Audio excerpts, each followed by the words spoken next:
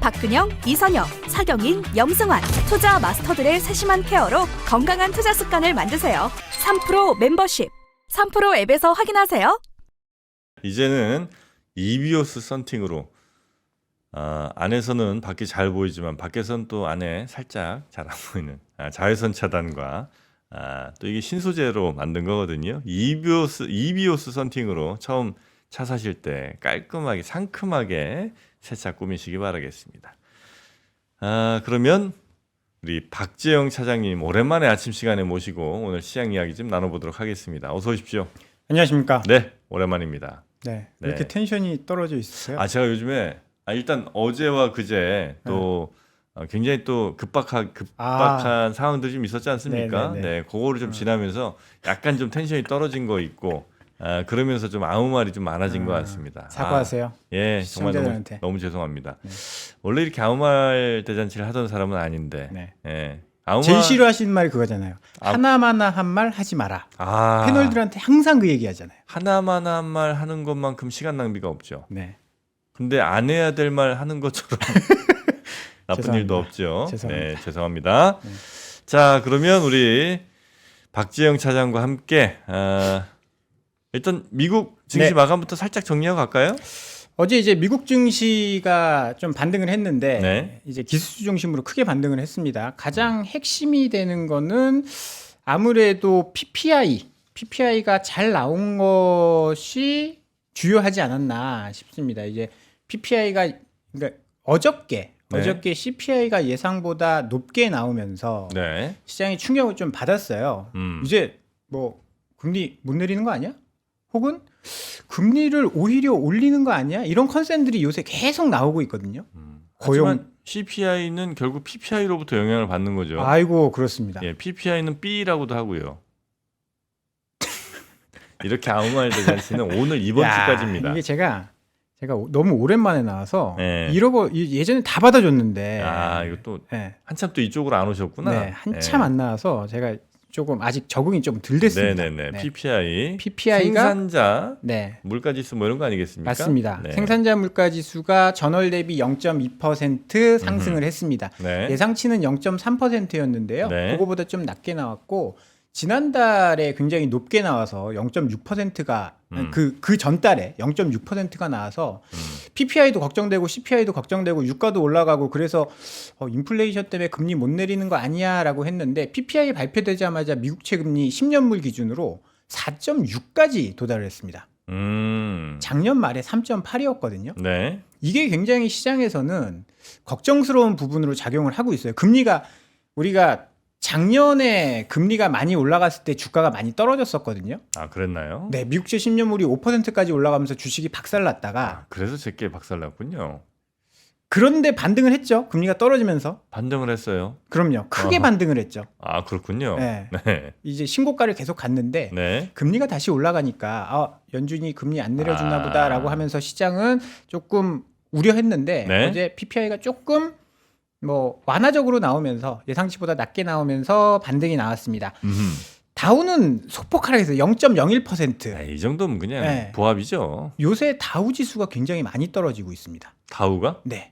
다우 지수가 근데 사실 다우 지수의 영향력은 사실 크지 않다라고 봐야 돼요. 30종목이고 네. 시가총액 가중 방식이 아니고 가격 가중 방식이어서 그렇죠. 우리가 생각하니 흔히 뭐 큰 기업이다라고 생각하는 기업들이 많이 안 들어 있고 그래서 우리가 봐야 되는 건 나스닥과 S&P 500인데 다우는 이제는 너무 좀 올드하죠. 맞습니다. 네. 올드한 지수고 시장을 제대로 반영을 못 하더라고요, 네. 다우가. 꼭 봐야 되는 거는 S&P고 예. 지금 핫하게 주도하고 있는 건 나스닥인데 나스닥이 1.68%나 올랐습니다. 최근 한 일주일 정도 나스닥이 좀 조정을 받았는데 네. 어제 큰 폭으로 상승을 했고요. 시장 전체를 보려면 S&P, 현재 맞습니다. 트렌드를 보려면 나스닥. 맞습니다. 중소기업들은 러셀? 2000. 아이고 이게 뭐 이제 탁 나옵니다. 혼자 하셔도 될 것 같은데 혼자 해야 네. 사실은 더 좋죠. 예. 그리고 좀 아쉬운 거는 네. 지금 미국채 금리는 어제 또 올랐습니다. 미국채 10년물 금리가 4.593. 네.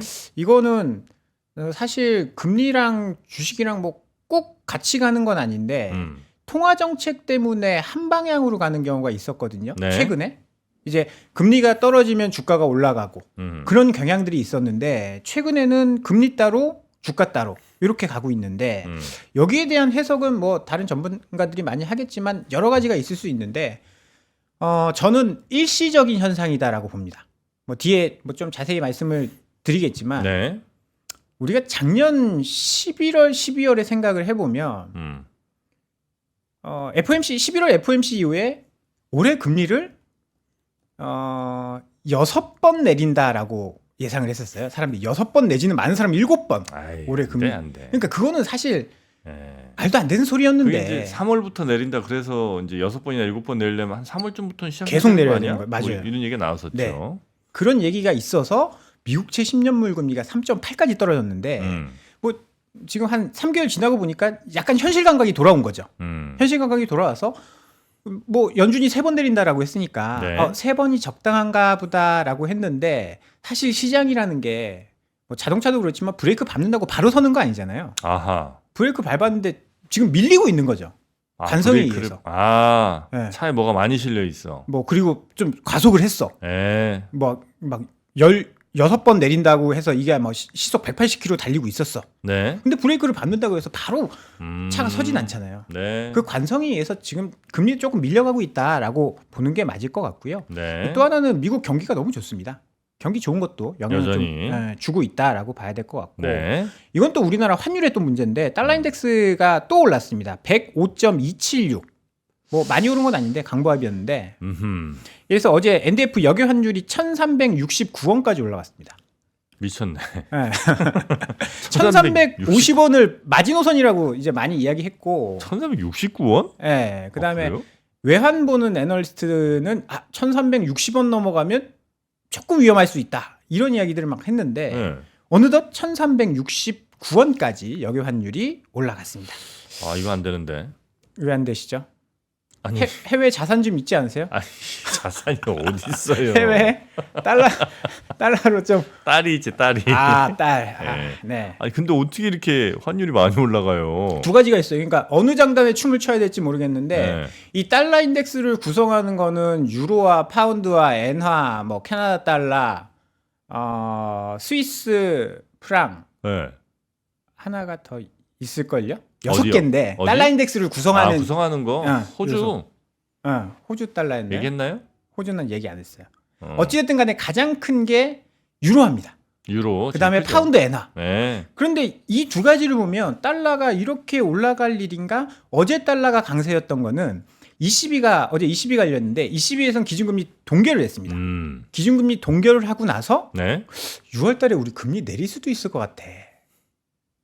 이렇게 힌트를 줬거든요. 그러면 유럽이 금리를 내리면 유로화는 약세로 갑니다. 그렇겠죠. 그럼 반대 통화인 달러는 또 강세로 가는 거죠. 근데 이 논리가 맞다라고 하면 뭐 저는 이제 이코노미스트는 아니니까 네. 이 논리가 맞다고 하면 일본은 금리 올렸는데 왜? 일본은 금리 올렸는데 지금 뭐 40년 30년 만에 가장 약세? 엔화도 지금 엔화 132엔까지 지금 떨어졌잖아요. 네. 이 두 통화가 약세를 보이다 보니까 달러가 이렇게 강세를 보이는 거다. 뭐 사실 그 경제 논리로 설명하면 뭐 요 논리 상대 통화 논리로 하면 말은 안 되는데 일단 미국이 그만큼 좋다라는 이야기 아닐까요? 결국 이제 그 나라의 경제가 얼마나 좋은가가 그 나라의 돈의 가치, 그렇죠. 환율을 또 결정하는 거기 때문에 맞습니다. 특히나 이제 환율이라는 거는 우리 박재영 차장님도 꼭 아셔야 되는 게 이제 상대적이라는 거라는 겁니다. 맞습니다. 그래서 상대적으로 우리보다 혹은 뭐 유럽보다 미국 경제가 좋다면 미국 달러가 강해질 수밖에 없는 것이죠. 맞습니다. 네. 자, 그래서 환율이 지금 굉장히 우리에게도 혹은 뭐 일본에게도 아주 좋지만은 않다. 주식적인 측면에서는 안 좋다라고 할 수 있는데 네. 사실 아까 이 경제 논리로 봤을 때 수급 논리로 보면 안 좋아요. 네. 근데 경제 논리로 봤을 때 우리는 수출 주도 성장하는 국가 아니겠습니까? 수출에는 또 유리할 수 있다. 그럼요. 가격 경쟁력이 계속 높아질 수 있는 요인인데 일본도 지금 경기가 좋아진 결정적인 이유 중에 하나도 엔저를 계속 유지하고 있기 때문에 네. 수출이 잘 된다. 이런 논리잖아요. 예전에 우리나라도 마찬가지였습니다. 네. 우리나라도 삼성전자, 현대차가 수출을 잘하려면 원화가 약세여야 됐어요. 음흠. 그래서 원화 약세를 끌고 가면 미국이 항상 그랬잖아요. 저 환율 조작국, 환율 조작국 관찰 대상국에 포함한다. 이러면 네. 막 우리 쫄아가지고 환율 올라간 거 그 돈 풀어가지고 다시 그 달러 팔아가지고 다시 끌어내리고 막 네. 그랬었거든요. 그랬던 때가 있었는데 지금 뭐 환율 조작국 이야기 아예 사라졌습니다.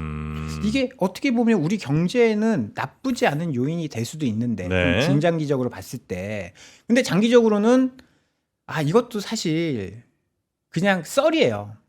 아니 그냥 그 뭐라고 하죠? 원화가 약세가 되면 외국인이 빠져나간다.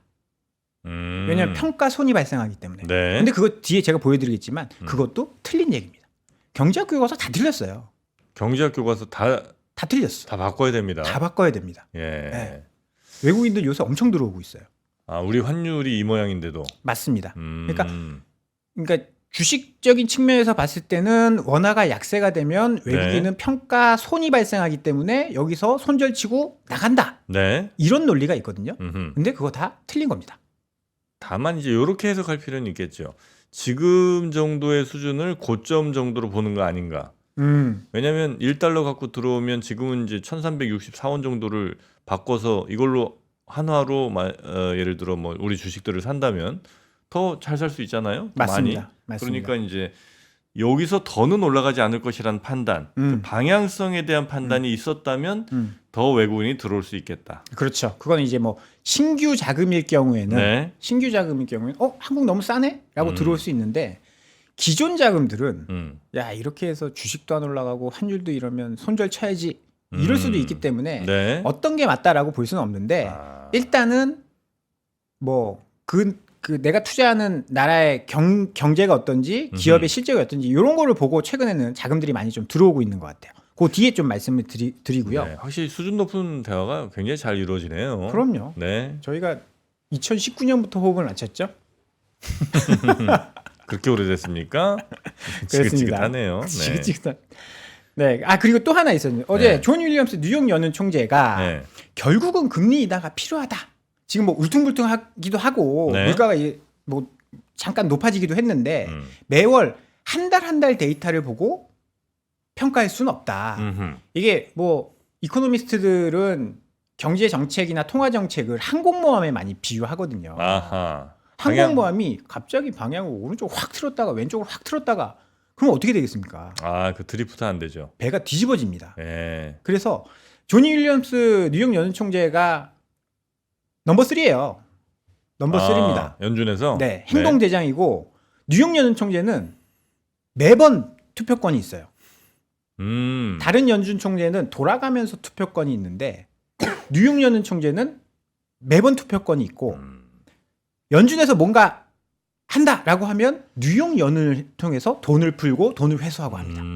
그 가장 이제 돈이 좀 몰리는. 그럼요. 실세. 예. 실세입니다. 실세. 누가 넘버 3래? 이런 이제 생각을 하는 그런 뉴욕 연은 천재 아니겠습니까? 맞습니다. 난 근데 넘버 결국은 2야. 결국은 금리 인하가 네. 필요하다라는 발언을 하면서 네. 시장은 어느 정도 좀 안정이 된 것 같고요. 어제 이제 애플이 시가총액 2위로 떨어졌지 않습니까? 한 두세 달 됐어요. MS가 지금 1인가요? 맞습니다. 네. 그래서 약간 굴욕적인 세월을 보내고 있는데 네. 저평가 되어 있다라고 하면서 4% 어제 큰 반등이 나왔고 엔비디아가 어제 4% 급등하면서 브로드컴도 4% 급등하고 기술주들이 다 같이 올랐거든요. 그러면서 기술주가 주도를 하면서 시장을 끌어올렸다. 그래서 지금 걱정하고 있는 미국의 상황 한시름 좀 돌렸다. 이렇게 좀 볼 수 있을 것 같습니다. 네. 일단 미국 증시 마감 상황 아주 상세하게 전해 주셨고요. 혹시 뭐 한국 시장 전해주실 게 없어서 미국 시장에 너무 이렇게 시간 많이 보내신 건 아닌가 하는 생각도 듭니다. 제가 방송을 좀 오랜만에 하다 보니까요. 네. 시간 감각이 좀 떨어져서 국내 이슈 좀 할 게 많은데 빨리 하세요. 빨리 하겠습니다. 네. 어제 이제 우리 시장이 사실 장 초반에 굉장히 무서웠어요. 1.5% 급락 출발을 했거든요. 네. 두 가지 이슈가 있었습니다. 첫 번째는 CPI가 높게 나오면서 미국 시장이 박살났고 또 하나는 우리 이제 어저께였죠. 총선이 그저께였죠? 총선이 있었지 않습니까? 어제 결과 이제 다 나왔고요. 어제 결과가 나왔죠. 네. 결과가 나오면서 시장에서는 여당이 이기면서 지금 추진하고 있었던 밸류업 프로그램의 동력을 좀 잃는 거 아니냐. 그 야당이 이기면서. 야당이 이기면서. 네. 네, 야당이 이기면서. 정신 바짝 차립니다. 정신 죄송합니다. 쪽은 제가 뭐라 그랬죠? 여당이라고 했나요? 여당이 이기면서. 네. 네. 야당이 이기면서. 아. 밸류업 프로그램의 동력을 잃는 거 아니냐. 그리고 세금 이제 좀 많이 늘어나는 거 아니냐. 네. 이런 이제 공포심이 시장에는 이제 암암리에 있었거든요. 네. 거기 관련해서 세제 이슈를 한번 좀 제가 정리를 해봤는데 어제 가장 걱정했었던 거는 금투세 법안 폐지. 요거 안 하는 거 아니야? 그러니까 금투세 법안을 여당이 이제 폐지하려고 했는데 폐지하려고 했는데. 그게 이제 이번 총선 참패하면서 이거 안 되겠다. 그렇죠. 네. 이 금투세가 21년도에 도입됐는데 네. 두 번의 시행 유예를 지금 거치면서 25년도에 시행이 돼. 금투세가 시행될 예정입니다. 원래는. 네. 그런데 이번 이제 여당에서는 요거 폐지하겠다. 라고 했었죠. 이렇게 이야기를 했었거든요. 네. 그렇게 되면 아무래도 주식 관련돼서 세금이 늘어날 수가 있습니다. 5천만 원 이상 수익에 대해서는 뭐 상계하고 하지만 그러니까 금투세가 도입이 되면 그렇죠. 네. 네. 뭐 세금이 네. 내가 이렇게 모든 말 다 잡아줘야 됩니까? 그거 안 할 거면 거기 왜 그렇죠. 제가 한 일이 사실은 그거죠. 그런 거 잡아주셔야죠. 그래서 이게 만약에 예정대로 시행되면 네. 세금이 늘어나고 주식시장에서 떠나는 사람이 많아질 것이다. 아, 이런 우려가 좀 있었고. 있었죠. 요거는 주식시장에 얼마나 영향을 미칠지 모르겠지만 아무래도 이제 금융시장에 영향을 줄 수 있는 내용인데 다주택자 세금 부담이 가중될 수 있을 것이다. 이게 다주택자 양도세 중과가 한시적으로 유예되어 있습니다. 내년 5월 9일까지. 그래서 지금 세율 완화를 통해서 다주택자 종부세 부담도 낮아진 상태인데 네. 이게 원상복구되면 집에 들어가는 돈이 많아지면 아무래도 투자할 때 뭐 돈도 좀 줄어들 거고 뭐 그런 것들 그다음에 ISA 납입 한도 상향 뭐 비과세 한도 폐지 이런 것들은 좋은 건데 금융소득 종합과세 대상자는 네. 제외할 것이다. ISA를 못 뜨게 할 것이다. 비과세를 안 줄 것이다. 이렇게 되면 돈 많은 사람들이 떠날 것이다. 이런 우려들. 네. 그리고 뭐 가상자산에 대한 과세.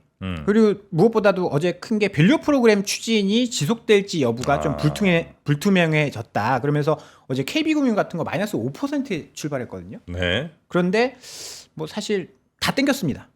거의 플러스에 끝났어요. 뭐 현대차도 밸류 프로그램의 수혜를 많이 받은 기업 중에 하나인데 네. 어제 5% 올라서 끝났습니다. 아, 그렇습니까? 결국은 네. 총선 규제보다는 실적. 아, 그게 더 시장에 영향을 미쳤다. 그렇죠. 네. 어제 중요한 이슈 중에 하나가 아니 근데 조금 전 페이지에서 네. 그 국내 이슈 뭐 이렇게 쭉 정리해 주셨잖아요. 네. 밑에 금투세와 다주택자 양도세 이건 뭐예요? 뭐냐고요? 네. 다주택자 양도세 중과세를 하려고 했는데 이게 2025년 5월 9일까지 유예가 되어 있습니다. 그러니까 이게 이제 어제 이슈였어요 시장에서. 그렇죠. 세금 그러니까 여당이 압승을 하면서 기존의 세금을 좀 폐지하려고 했었던 것들이 다시 추진이 될 것이다. 나는 시장이 우려. 지금 약간 좀 기대를 하고 있다는 거예요. 우려를 하고 있다. 아, 우려를 하고 있다. 아. 세금을 더 많이 내면 아무래도 주식하기 힘들어질 거고. 네. 그런 것들 때문에 자금 이탈이 있을 수 있을 것이다. 오케이. 걱정하면서 주가가 많이 떨어졌었는데 오케이. 반등했다 이거죠. 오케이. 집중합니다. 자, 다음 페이지 갑니다. 그런데 어제 이제 수출이 잘 됐어요. 결국은 수출인 것 같아요. 네. 결국은 수출입니다. 어제 4월 1일부터 10일까지 수출 데이터가 발표가 됐는데 164만 달러. 네. 100만 1000만 억, 100만 1000만 억. 여기서 164만 달러. 그 꼭 여기서 하나 둘 세고 있었어야 이게 됐을까? 숫자가 이게 달러는 잘. 네. 160억, 164억 달러. 그러면 한 20조쯤 되네요. 딱딱 해서 나와야죠. 네. 어찌 됐든 간에 이 숫자만 보면 됩니다. 이거 21.6%가 증가했다. 전년 대비. 굉장히 큰 수치거든요. 물론 네. 이제 영업일수가 좀 길어서 영업일수 고려해도 13.5% 증가를 했다. 어디서 증가했냐 그런 것들을 보면 반도체가 무려 45%가 증가했습니다. 어제 반도체 다 날라갔거든요. 아, 날아갔다는 게 이제 위로. 위로 올라갔다. 장이 마이너스 1.5%인데 반도체가 끌어올리고 자동차가 끌어올리면서 주가가 상승을 했고요. 승용차 8.6% 증가했고요. 자동차 부품 27% 증가했습니다. 뭐 철강, 석유, 뭐 석유는 이 수입을 보면 원유 가격이 올라서 그런 영향이 좀 있는데 반도체, 승용차, 무선통신기기, 정밀기계 네. 이런 쪽들이 다 증가했다라는 거는 우리나라 수출이 잘 되고 있다라는 이야기가 되고요. 물론 이제 에너지 가격이 상승하면서 무역 수지는 20억 달러 적자였습니다. 네. 요거는 이제 환율에 좀 안 좋은 영향을 좀 미쳤을 거고. 반도체가 이렇게 좋은 것들을 보면요. 어제 이슈들이 좀 있었는데 한미 반도체 수주 소식이 있었습니다. 한미 반도체, 네, 수주. 수주. 네, 한미 반도체 요즘 잘 나갑니다. 엄청 잘 나갑니다. 네. 뭐 주가가 예. 90도 각도로 올라가고 있어요. 90도는 말이 안 되죠. 그러면 뭐 한 70도. 굉장히 급격한 기울기로. 네, 급격한 기울기로 올라가고 있습니다. 네. 뭐 지난달에는 하이닉스랑 이제 수주 공시가 있었고 어저께는 마이크론이랑 수주 공시가 있었습니다. 금액도 적지가 않아요. 금액도 최근 매출액 대비 14%. 우리가 이렇게 금액이 좀 클 때는 기간을 한번 좀 봐야 돼요. 네. 막 최근 매출 대비 200%그 수주를 했는데 기간을 보면 한 20년 동안 네. 기간. 그런데 요거 종료일이 올해 7월 8일입니다. 네네네네. 그리고 이름을 듀얼 TC 본더 타이거입니다. 응? 듀얼 TC 본더. 이건 많이 들어보셨죠? 듀얼 TC 본더 타이거. 네. 그 타이거. 호랑이가 맞아요. 여기 좀 나오네요. 맞습니다. 네. 뭐냐면 이게 그 본딩 장비를 납품을 하는데 하이닉스에 납품을 하면서 엔비디아에 직접 그 수혜를 받는다라고 했는데 그러면 기존 장비를 납품했나 보면 이 장비는 올해 4월 1일에 한미 반도체가 우리 개발했어요라고 짜잔 공개한 거예요. 그래서 제가 공시를 찾아봤더니 지난달에 하이닉스에 납품한 건 듀얼 TC 본더 그리핀. 그리핀이 무슨 그리핀. 날아다니는 개 아닌가요? 그리핀. 네. 그리핀으로 가요. 네. 하이닉스는 그리핀. 마이크론은 타이거. 타이거로 가네 또 여기는. 그래서 여기서 중요한 게 뭐냐? 네. 최근에 나오는 보고서나 이런 것들을 보면 네. 뭐 이 TSMC의 벤더에도 들어갈 수 있다. 그다음에 삼성전자 마이크론 말고 또 HBM을 만들 수 있는 데가 어디죠? HBM을 만들 수 있는 데가 네. 삼성전자, 하이닉스 말고 아니. 마이크론 하이닉스 말고 또 뭐가 있죠? 마이크론이랑 하이닉스 말고 그렇죠. HBM 만들 수 있는데 그렇죠. 삼성전자. 맞습니다. 네. 그럼 마이크론이랑 하이닉스가 쓰는데 네. 그럼 삼성전자에도 들어갈 수 있다. 이러면서 어제 뭐 이제 한미 반도체를 비롯해서 네. 후공정단들이 다 난리가 났습니다. 뭐 테크윙이 14% 오르고 DI가 테크윙. 테크윙? 예. 테크윙. 테크윙 나 있었잖아요. 그렇죠. 네. 있었잖아요. 과거형이죠. 있었잖아요. 있었었잖아요. ED 붙었잖아요. ED. 아. 그래서 그런 쪽이 굉장히 좋았고 네. 어제 대만은 이제 매월 이제 매월 그 매출 데이터를 발표합니다. 대만은 우리도 몇몇 기업은 그래요. 네. 오리온이라든지 그다음에 현대차라든지 네. 이제 매월 매출 실적을 발표하는데 대만이 3월 매출액이 1,952억 대만 달러로 전년 대비 34% 증가했고요. 네. 2022년 11월 이후 가장 빠른 속도로 매출액이 성장하고 있다라고 합니다. 분석에 따르면 지금 코어스 그러니까 후공정단이죠. 그 코어스 캐파가 증가하면서 GPU 리드 타임이 감소하면서 매출이 빠르게 증가하고 있다. GPU 리드 타임이 늘어났다. 네, 리드 타임이 감소. 그러니까 다 만들었는데 후공정단에서 병목이 생겨가지고 네. 리드 타임이 길어져서 제품이 잘 안 나왔거든요. 근데 코어스를 캐파를 늘리면서 후공정단에서 빨리빨리 만들어서 내보낼 수 있게 된 거죠. 리드 타임이 감소하면서 네. 매출이 빠르게 늘어났다라는 거죠. 그러면서 AI 관련된 네. 이런 반도체 쪽들이 굉장히 좋았다. 그리고 실제로 인텔이랑 AMD가 1분기 실적 발표하면서 네. 일반 서버 수요 회복을 전망했거든요. 1분기가 저점이다. 네. 진짜 맞는 것 같아요. 4월 달 반도체 수출이나 이런 거 보면 막 그런 움직임들이 좀 보이고 있습니다. 그래서 어제 반도체 쪽들이 굉장히 좋았다. 한미 반도체 요즘 진짜 좋네요. 진짜 좋아요. 네. 네. 거기 그 누구죠? 그 부회장님? 부회장님인가요? 네. 그 거의 뭐 자산 규모로 보면 거의 지금 우리나라 뭐 탑3, 탑4 뭐 이렇게 드는 것 같은데 지금. 제 기억에 5만 원대 자사주를 엄청 매입하면서 네. 그때도 막 저 가격에 저렇게 어떻게 사요? 막 그랬는데 이미 15만 원이가 지금? 14만 원? 14만 원대. 예. 아, 한미반도체 그렇게 많이 올랐어요? 예. 불과 한 달 만에 40% 올랐으니까. 아, 네. 그 한미반도체 좋을 거란 얘기는 다 했었는데 그죠? 작년부터 했죠. 제가 작년 아 이게 본인 강조하지 마시고 하여튼 그 좋을 거란 얘기는 꽤 많이 있었잖아요. 있었죠. 아 저도 그때 약간 그 논리론 머리론 이해했거든요. 아 네네. 좋을 것이다. 네. 그리고 주가도 더 상승할 가능성이 높다 이렇게 봤거든요. 음. 아 손을 내밀지 못했네요. 또 우리 영진이 형이 살렸네요. 한미반도. 아유, 우리나라 큰 기업을 하나 만드셨네요. 네. 네. 한번 좀 한미반도체에서 연락처 한번 주셨으면 좋겠네요. 네. 그냥 혼자 힘으로 올라간 게 아닙니다. 아유, 그럼요. 네, 그럼요. 같이 다 도와드리는 거죠. 자, 그리고요. 네, 이제 마지막으로 이제 갈 네. 시간이 돼서 전략. 요새 걱정하시는 분들 되게 많아요. 왜냐하면 장이 실제로 좋은 건 아닙니다. 굉장히 양극화돼 있어요. 네, 가는 놈만 가고 내 주식은 안 올라가다 보니까 네, 굉장히 비관적이신 분도 많고 네. 금리와 환율이 올라가다 보니까 위기론을 이야기하는 사람도 굉장히 많아요. 음흠. 야, 1360원 위로 올라가 봐. 시장 난리나. 죽어. 근데 금리 이렇게 올라가. 버틸 수 있겠어? 망한다고. 네, 근데 보면 저는 요게 지금 애틀랜타 연은에서 발표하는 GDP 나우라는 매 지표가 나올 때마다 그거를 이제 점수를 매겨 가지고 GDP를 예측하는 그 툴이에요. 네, GDP 나우가 지금은 조금 떨어져서 2.2까지 내려오긴 했지만 얼마 전까지 2.8까지 있었습니다. 네. 2분기 미국의 경제 성장률이 2.8, 2.2, 2% 중반에 나올 가능성이 있다라는 거죠. 경제가 잘 돌아간다라는 겁니다. 그렇습니다. 네. 경제가 잘 돌아가면 당연히 미국 경기가 좋으면 네, 미국의 환율이 올라가겠죠.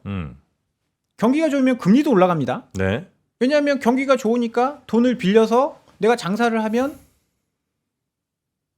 돈을 벌 거 아니에요. 그러면 이제 대출 수요가 늘어나면 금리가 올라가는 게 맞는 거고, 네. 맞는 거고. 그러면 경기가 좋아서 금리가 올라가고 환율이 올라가는 거 가지고 그렇게 무서워할 필요 없다. 그러면 우리나라 환율 올라가서 외국인 빠져나가면 어떻게 해요? 여기 외국인 보면 여기 외국인 수급이 요거거든요. 외국인 수급은 늘 빨간불입니다. 계속 외국인이 사고 있어요.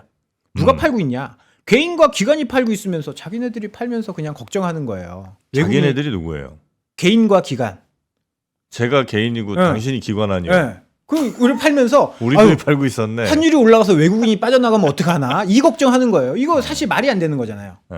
환율이 올라가서 외국인이 팔면 환율이 올라가서 외국인이 파는구나. 그 걱정에 팔면 되는 건데 네. 우리가 팔면서 외국인이 팔면 어떡하나? 그 걱정에 주식을 못 산다. 저는 그건 말이 안 된다라고 생각을 네. 하고요. 아니 근데 개인은 뭐 어쨌든 수많은 개인들이 뭐 그렇다 치고 네. 기관은 왜 이렇게 파는 거예요? 이유가 있을 거 아니에요? 저는 기관이 아니라고 제가 몇 번 말씀드리는데 저는 개미인데 기관은 돈이 없어요. 기관에서 일하잖아요. 저는 영업점에서 일하는 거죠. 개인을 위해 일합니다. 개인과 그래? 함께. 아 그래요? 그런데 기관은 돈이 없습니다. 우리 정프로님 펀드 하세요? 하죠 펀드도. 아, 펀드도 하세요? 와, 이런 사람 주변에서 찾기 힘든데. 아 혼자 죽을 수는 없습니다. 네. 왜냐면 운용사에 돈이 안 들어와요. 네. 지금 누구도 펀드 안 하잖아요. 펀드 잘 안 하죠. 네, 펀드는 거의 안 하고 네. 펀드 쪽으로 돈이 들은 건 ETF 정도. 공모 펀드나 이런 거 다 망했어요. 아 그냥 ETF죠 해요. ETF. 네. ETF도 시장에서 매매되는 거니까. 네. 그걸 제외하고 공모 펀드에 돈이 안 들어오는데 기관이 무슨 돈을 쏩니까? 근데 그냥 돌려 무슨 돈으로 맡기죠. 파는 거예요? 그냥 있던 거 파는 거고 국민연금 뭐 집행하면 사는 거고. 어디 뭐 갈라 그래요? 예? 어디 가시려고? 저요? 아니 기관들 얘기. 기관. 네. 다 팔고 어떻게 하려고 그래? 그러게요. 이렇게 기관은 일단 돈이 없어요. 어. 돈이 없습니다. 그래서 계속 파는 거예요? 네. 음. 그래서 결국은 외국인 보고 가면 되는 거고 네. 환율이 오르고 어떻든 외국인 지금 계속 사들어오고 있는데 음. 비관적일 필요 없다. 음. 실적 보고 이제 어닝 시즌 개막했잖아요. 아. 삼성전자 어닝 서프라이즈 네. 수출 데이터 좋고 네. 현대차 차 잘 팔고 네. 그럼 저는 걱정할 거 없다라고 봅니다. 요즘 뭐 영업 잘 안 되고 그래요? 영업 잘 안 되는데 아니 내가 주식은 잘하는데 손님이 없어요. 내 손님이 지금 어쩐지 그 톤 자체가 약간 이상하더라. 수익률이 엄청 높은데 내가 말을 할 수가 없네. 아 진짜? 진짜? 왜냐면 제 손님들이 보거든요.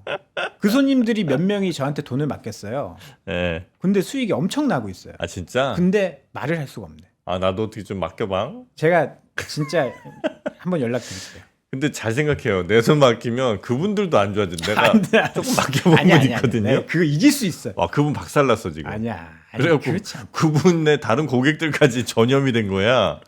그래서 되게 내가 원래 이제 내 돈을 좀 이렇게 맡아줘서 마이너스가 나면 그분이 나한테 미안해야 되잖아요. 내가 그분한테 미안해하고 있다니까. 아니야. 그래서 그분 전체 고객들이 다 박살났어. 왜냐면 내 거 맡으면서 같이 운영해갖고. 그래서 내가 지금 제가 한번 깨보겠습니다. 그 기록 깨볼래요? 그럼요. 알겠습니다. 자, 우리 박지영 사장님, 요즘 어디 계시죠? 저는 목동에 있습니다. 목동에 있습니다. 한국투자증권 목동 네. PB센터로 전화 한 번씩 주십시오. 네, 감사합니다. 고생하셨고요. 종종 이리 좀 봬요. 알겠습니다. 네, 고맙습니다. 감사합니다. 네. 장 시작 전부터 종료까지 쏟아지는 수많은 뉴스와 정보들. 이 중에서 어떤 것이 투자에 정말 도움이 되는 정보일까요? 3프로의 증시 셔터맨 박근영 마스터가 직접 정보를 선별하고 투자의 힌트를 드립니다. 시간도 아끼고 투자 아이디어도 얻는 시간, 박근영 부장의 마켓 힌트와 함께 하세요. 자세한 사항은 3프로 TV 앱과 홈페이지를 확인하세요.